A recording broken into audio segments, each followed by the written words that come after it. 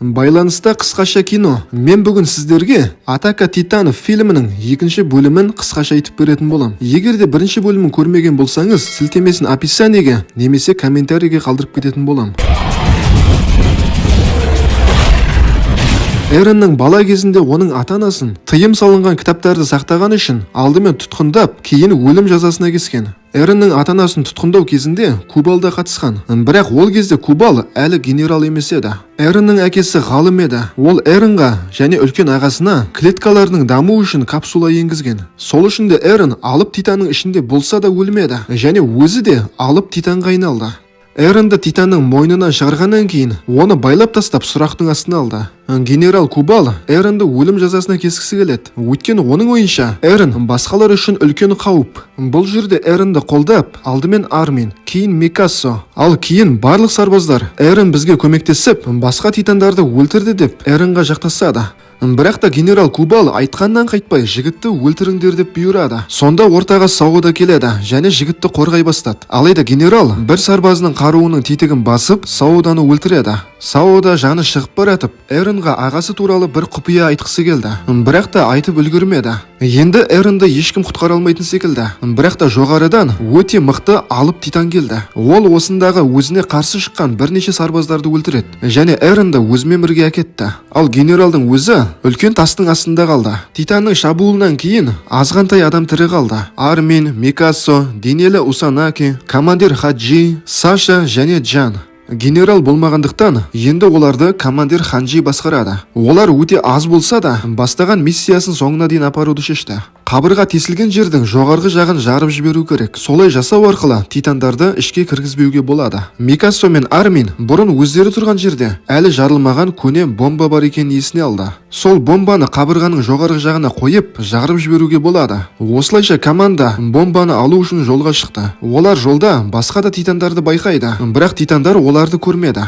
Эрен жап-жарық бір қызық бөлмеде есін жияды. Көп ұзамай бөлмеге Шикишима келді. Ол Эренға "Мен сені Титаннан құтқарып қалдым" дейді.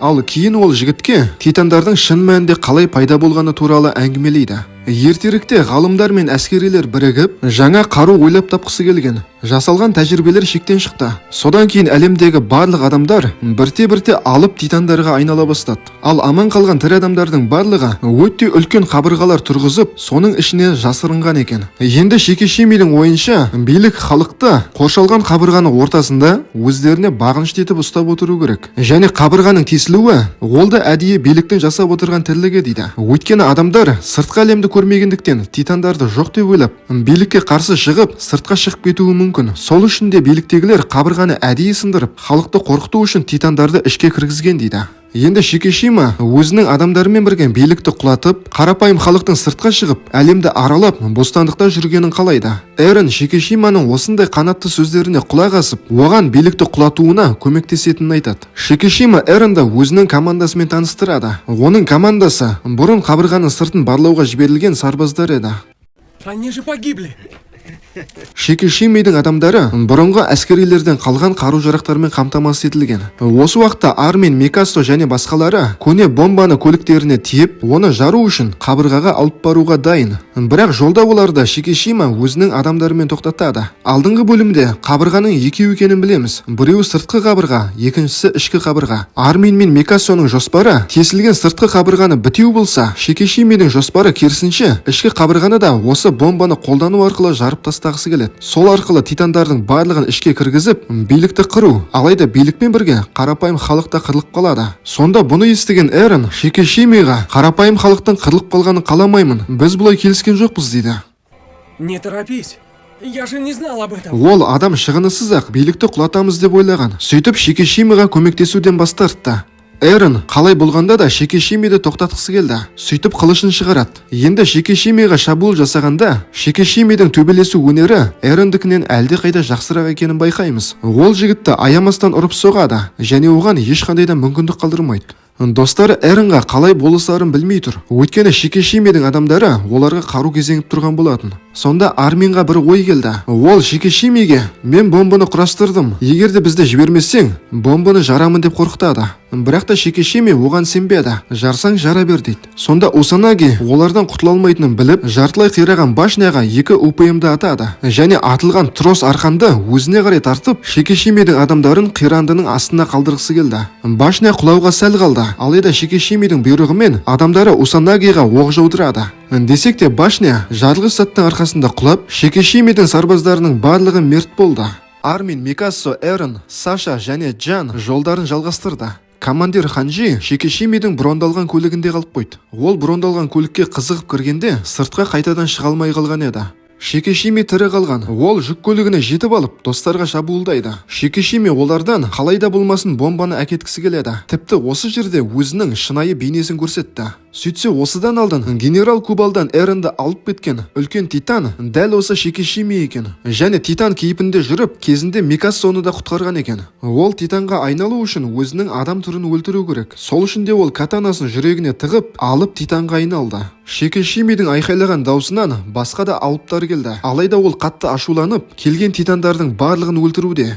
Эрен да Титанға айналып, Шикишимимен төбелескісі келді. Алайда достары оны тоқтатады. Өйткені Эрен өзін өлтірсе, ол Титанға айнала ма, немесе шын мәнінде өліп қала ма, ол жағы белгісіз. Олар өздерінің қарапайым күшімен Шикишимиға қарсы шығуды шешті. Бұл жерге келместен бұрын Армин жарылғыш зат жасаған болатын. Соның бірін Сашаның жебесіне байлап берді. Жоспарлағандай Саша жебесін Шикишимидің көзіне дәл тигізді. Бомба да жарылды. Осылайша Шикишимидің бір көзі соқыры болды. Ал кейін басқалары УПМ-ді қолданып шабуыл жасайды. Алайда Шикишимиға қанша шабуыл жасаса да, ол өзінің желкесін үзуге мүмкіндік бермеді. Осы кезде Эрен жанды құтқарамын деп Шикишимидің соққысынан ғимаратқа соғып қаза табады. Бір қарағанда Шикишима жеңген секілді. Ол бомбаны көтеруге бара жатқанда, оның артынан тағы бір Титан пайда болды. Сөйтсе Эрен өлмеген, ол алып Титанға айналған екен. Екі Титан төбелесе бастады. Әдеттегідей Шикишима тәжірибесі көп болғандықтан алғашында жеңіп жатқан еді. Алайда Эренді қалыспады. Ол қолына ұшақтың жүзін алып Шикишимиға тығады. Ал енді Шикишими оған шабуыл жасайын деп жатқанда, Эрен кезінде жанға қолданған карондық әдісін жасайды. Осылайша Эрен жеңіске жетті. Ендігі достардың мақсаты бомбаны алып қабырғаның ең жоғарысына қойып, сол жерді қирату. Солай жасайтын болса, қабырғаның жоғарғы жағы қирап, астындағы титандар кіріп жүрген тесікті пітеп тастайды. Армин Титанға айналған Эренға бомбаны қолыңа алып, қабырғаның жоғарысына апарып қой дейді.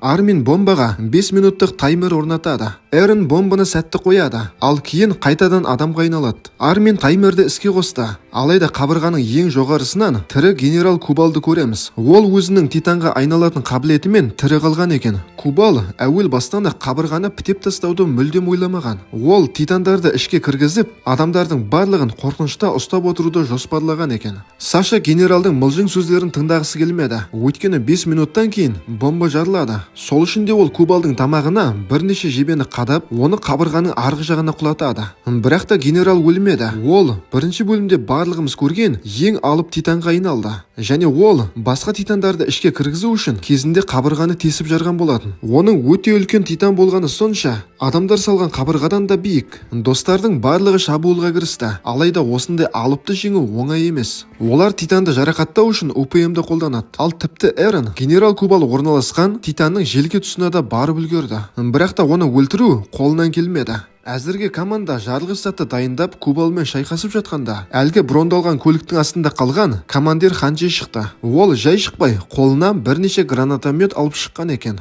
Кубал команданың дайындаған бомбасын алайын деп жатқанда, Ханжи оның бетіне бірнеше рет гранатометпен атады. Осы кезде Саша мен Армин төменде еді. Бірақ та 5 минут өтсе де бомба жарылмады. Микассо не болғанын анықтау үшін бомбаның қасына келді. Бұл жерге Шикишими де келді. Ол Микассомен сөйлескеннен кейін оларға көмектесемін деп шешті. Енді Шикишими билікті құлатудың орнына титандардың барлығын ішке кіргізіп, халықтың барлығын қорқынышта ұстап отырған генералды өлтіргісі келеді. Эрен әрең дегенде Кубалдың желкесіне де жетті. Ол генерал тұрған жерге қылышын тығып өлтірмекші болғанда, Титан оны қолына ұстап жеп қоймақшы. Ол өзінің үлкен аузын ашады. Эренді аузына жақындатады, бірақ та жеп үлгермеді. Шикишима Титанға айналып, қолына бомбаны алып, қабырғаны жағалай оның ең жоғарысына шығады. Шикишима Кубалдың аузын ашып тұрған сәтін пайдаланып, бомбаны аузына тығып, басын жарып жібереді.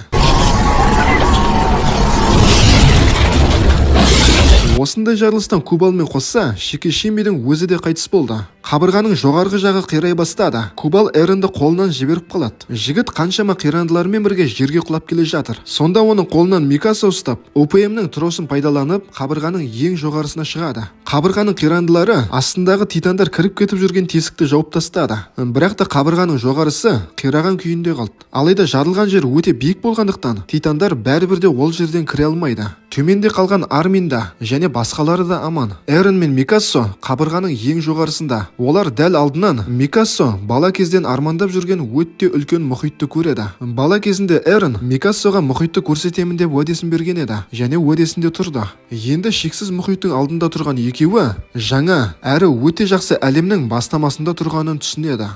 Достар, бейне ұнаған болса арнаға тіркеліп лайк басып кетейікші. Келесі бейнелерімді бірінші болып көру үшін қоңыраушаны да басып қойыңыз. Келесі көріскенше аман сау болайық достар.